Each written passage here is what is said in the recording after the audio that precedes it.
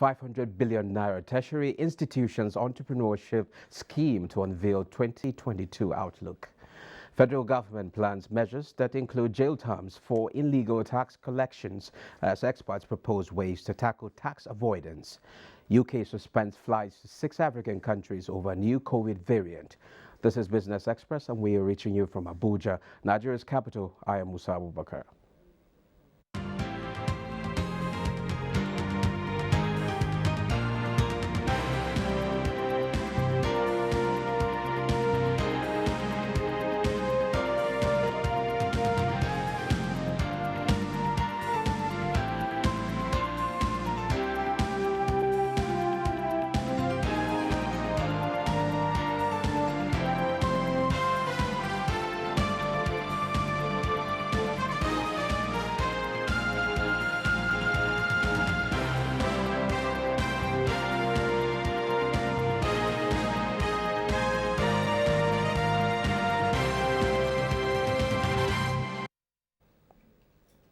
Now, the Central Bank of Nigeria has formally launched the 500 billion naira tertiary institutions entrepreneurship scheme ties as part of its policy measures to address rising youth employment and underemployment. Governor of the bank, Godwin Emefiele, say the idea is to help young people in the country bring to fruition bankable ideas. Lekato Mabatunde completes the story.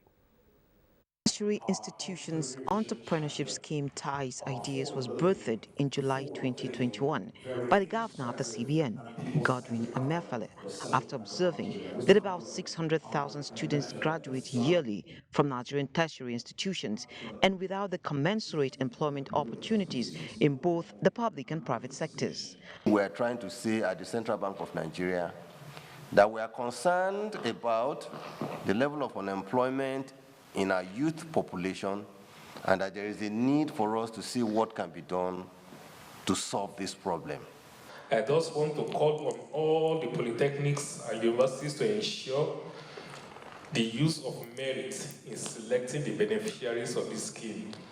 It is also expected that they will monitor the key performance indicators and that applications are submitted for more eligible activities. It's just like we're doing for pharmaceuticals, and the medical industry. We also have a body of experts who evaluate all the proposals we receive from all the universities and the polytechnics. Body of experts for the development components was inaugurated and 5 initial loan beneficiaries received checks with a warning by the CBN governor to use the money for the purpose it was meant for.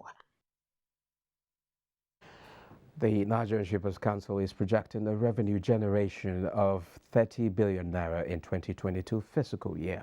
This was the submission of the Executive Secretary of the Council when he appeared before the House of Representatives Committee on Ports and Harbors for Budget Defense.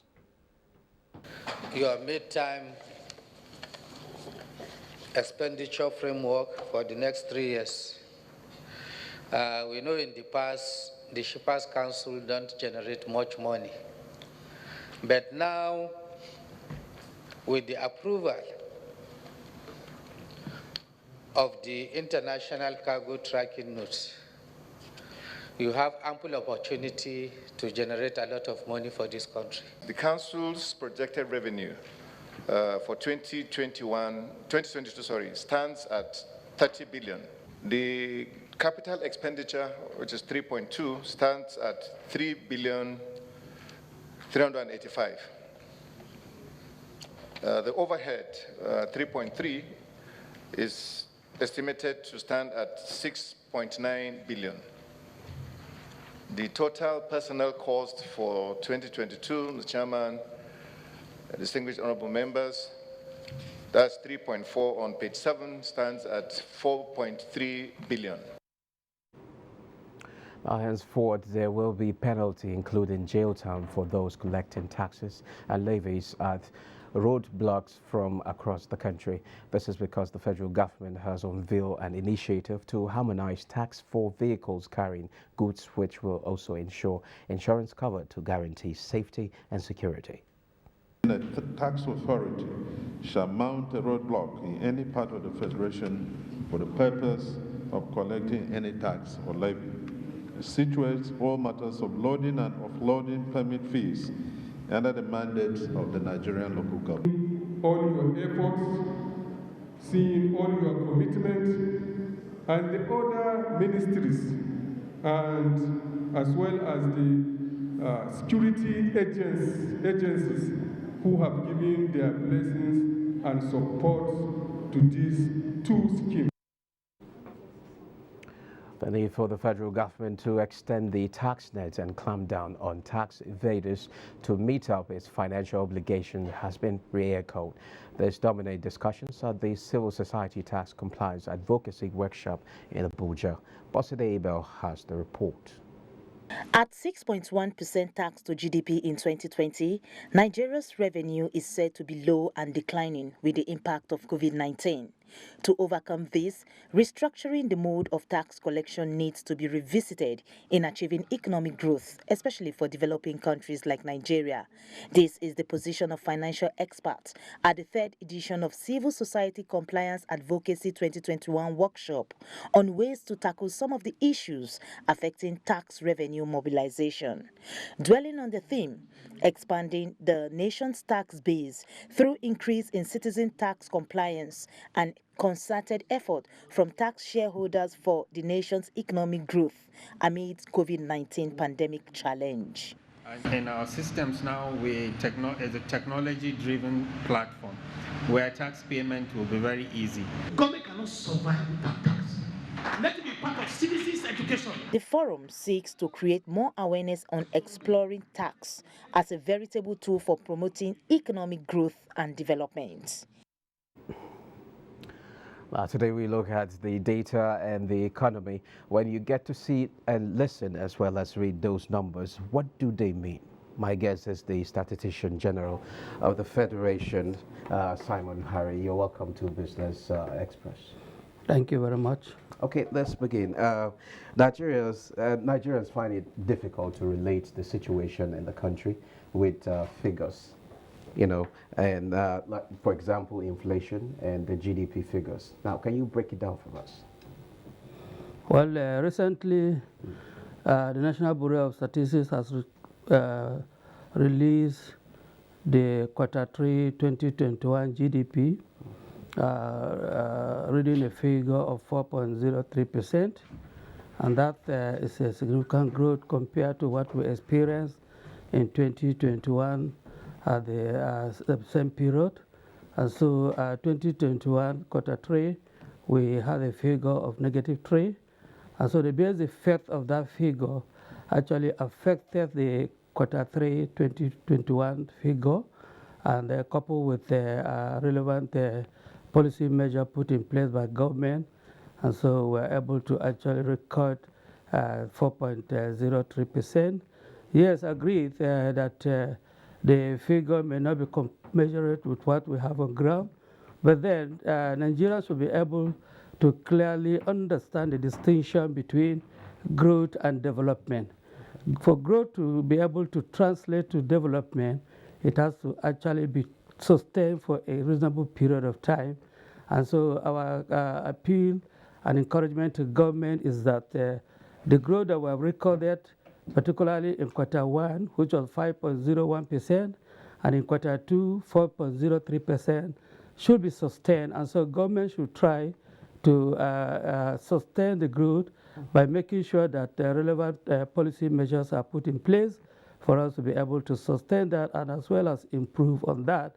And once that is able to be sustained for a reasonable period, for instance, 6 consecutive quarters, then that will be able to translate to the improvement of the welfare of the citizenry of this country. And so that is how it is, not just the fact that we record growth for either a quarter or 2 quarters, that Nigerians will expect improvement in their welfare. That is not how it is in economic terms. Thank you. So they will have to, that effort will have to be sustained by the government to keep on the trajectory. No, certainly, because growth has to be sustained reasonably for a reasonable period of time before the benefits of it are now translated to some positive development that will now impact on the life of the citizens of this country.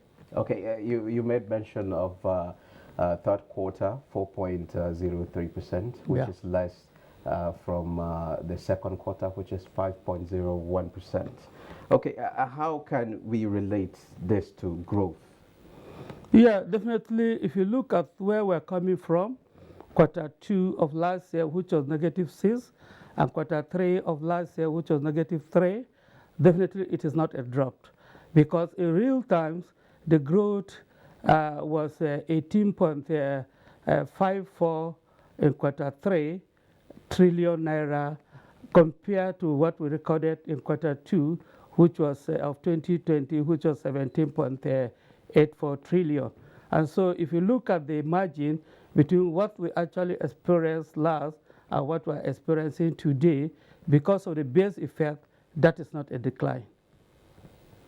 Okay. Now, can you take us through the rigors of putting together these figures? Like, for instance, the GDP. How do you consider what the sectors to look at, and inflation, then the commodities, number of commodities to actually look at? Yeah, for the GDP, it's always a rigorous exercise because we have about 46 economic activities that are always covered. And of these 46 economic activities are broadly covered under agriculture, industries, and then manufacturing. And so usually we do collect information about from the usual quarterly establishment survey that are conducted, and then equally administrative statistics for relevant agencies like the Security and Exchange Commission, where we have returns of quoted liability companies, and then again also the personal income tax as reported by the Federal Inland Revenue, and the value added tax equally reported by the Federal Inland Revenue, and as well as fiscal data from the Office of Accountant General, and then also information from the Office of Auditor General that comprises of expenditures by the 3 tiers of government, the federal, the local state government, and down to the local government. And so all these information are now collected and then analyzed, and that goes to determine whether the economy was performing within a given period of time or not. The same also applies to that of inflation rate. Inflation rate, we covered a full basket of goods and services that constitute of about 740 commodities. And with these commodities, we receive information from about 10,523 respondents cutting across the entire 36 states of the Federation and the Federal Capital Territory. And so these information are collected on a monthly basis and analyzed, and then we find the average of the aggregated figures, which will now determine the inflation figure for the given month. And so that is how it is. And although Nigerians will look at it, yes, perhaps the commodity in my village, the price of it is not declining. But we're looking at the entire country, covering a large number of market outlets. And so if commodity in your village, the price of it is not declining, but then in the other villages perhaps it's declining, considering the imperfect nature of the Nigerian market, then at the end of it all, the aggregate average of it is what we analyze at the end, and then come up with a figure that determines now the inflation rate of the country.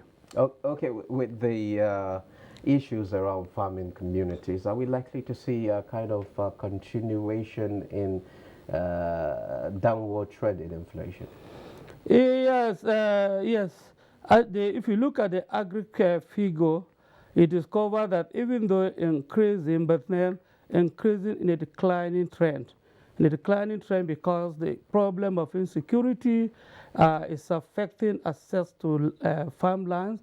Again, also the problem of having access to relevant farm input has been a major issue. And so unless government takes drastic measures to actually take care of that, otherwise we are likely to experience some decline in the aggregate figure subsequently.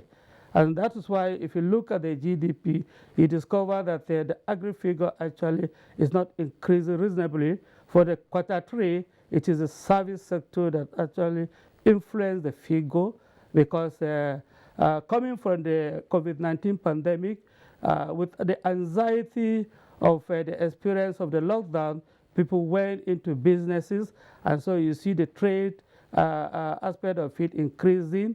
You see the rail transport, the road transport increasing, and so these have experiences very significant increases.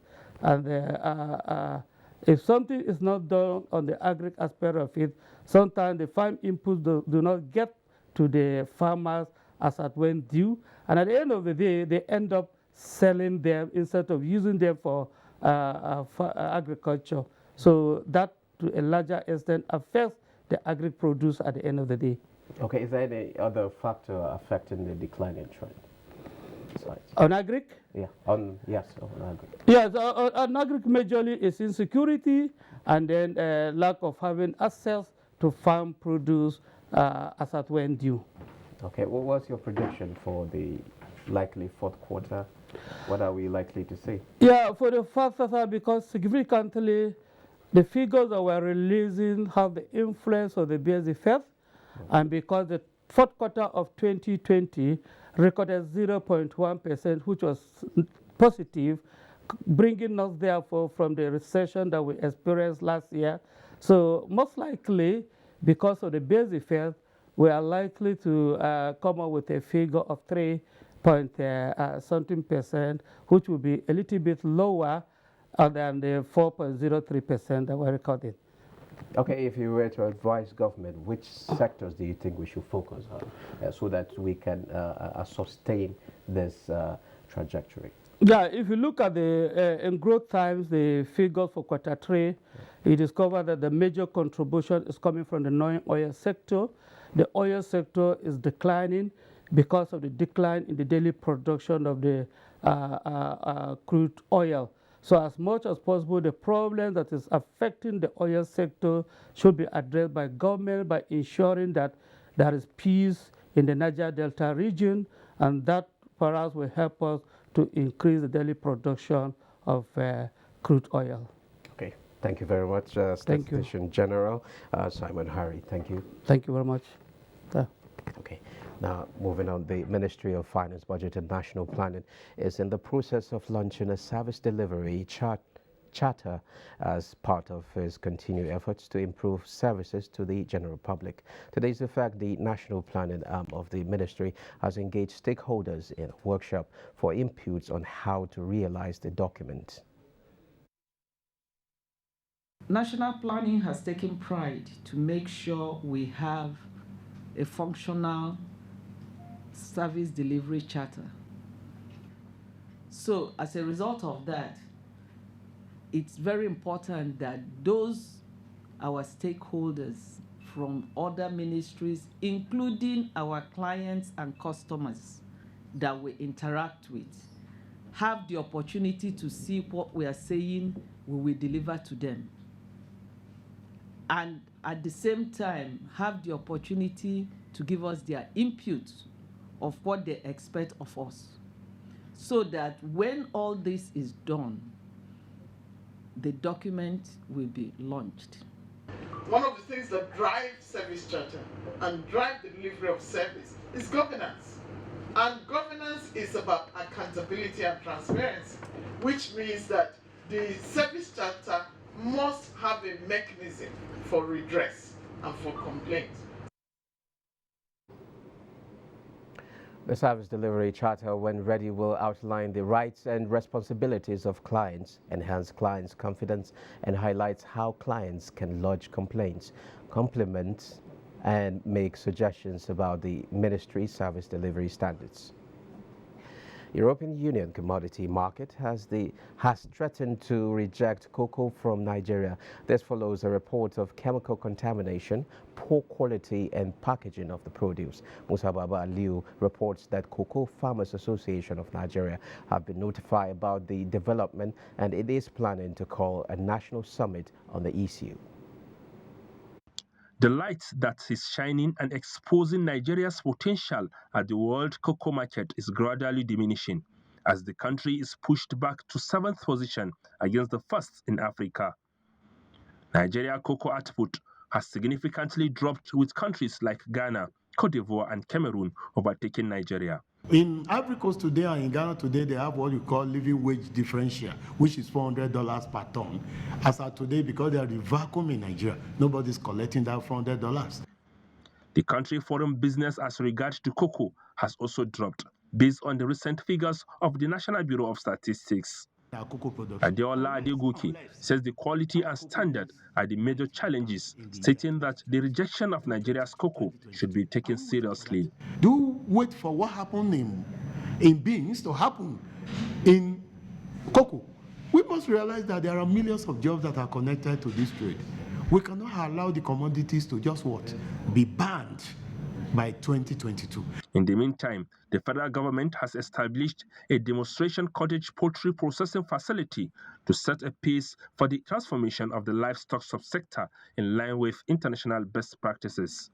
The idea, according to government officials, is to expose the numerous potentials in the poultry value chain, which have provided ample opportunities and raw materials for small, medium, large and scale businesses to thrive in Nigeria.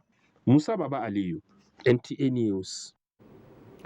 Let's move now to global commodities market.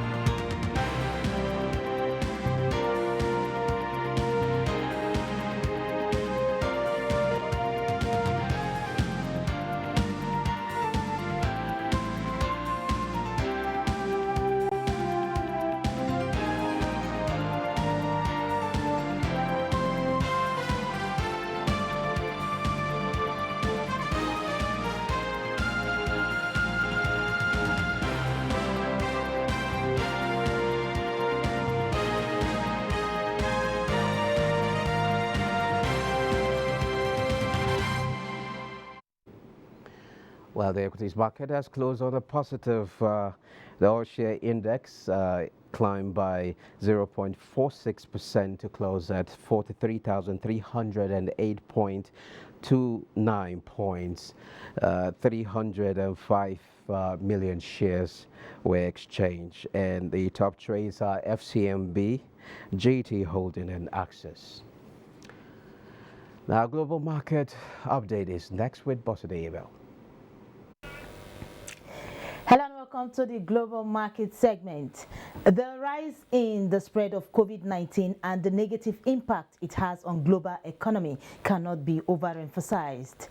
European investors were already monitoring the acute COVID crisis in the region this week amid rising infections that have prompted a handful of countries to introduce new COVID restrictions. European stocks nosedived on Friday amid fears over a new variant that have reportedly multiple mutations. Shares in Asia Pacific dropped on Friday, with stock in Hong Kong and Japan leading losses regionally as fears of a new COVID variant weighed on investor sentiment. Hong Kong's Hang Seng Index saw sharp losses on Friday, falling 0.67% across 24,080.52.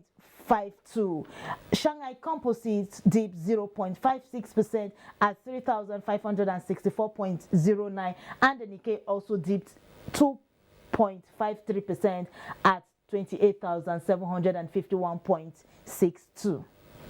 U.S. stock futures dropped in Friday morning trading as investors geared up for a short trading day amid renewed COVID fears over a new variant found in South Africa. Futures on the Dow Jones Industrial Average, S&P 500 and Nasdaq Composite were all in negative territory.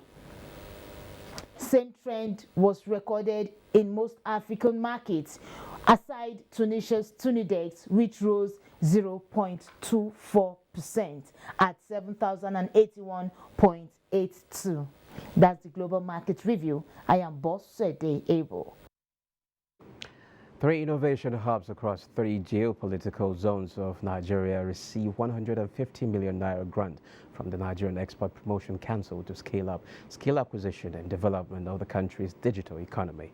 The Executive Director, Nigerian Export Promotion Council, NEPC, Olusegun Awolo, disclosed this during a strategic partnership meeting with the National Information Technology Development Agency, NIDDA, to review and consolidate on the achievements of the partnership. The collaboration between the NEPC and NIDDA under the Export Expansion Facility Program is geared towards making Nigeria premium destination for business process outsourcing and increasing global competitiveness. More market information center in the country as part of the Closing the Skills Gap Accelerator. Ensure that you effectively and efficiently utilize this grant for the purpose for which it's meant for.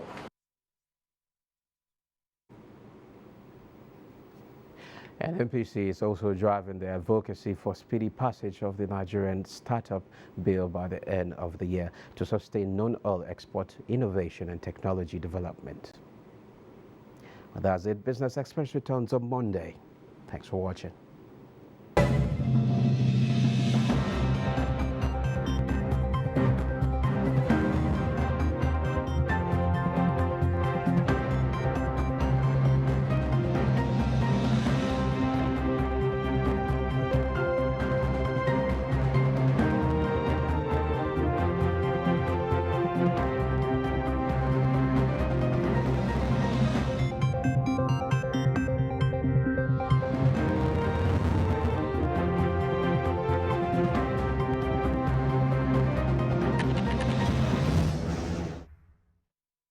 Information is power.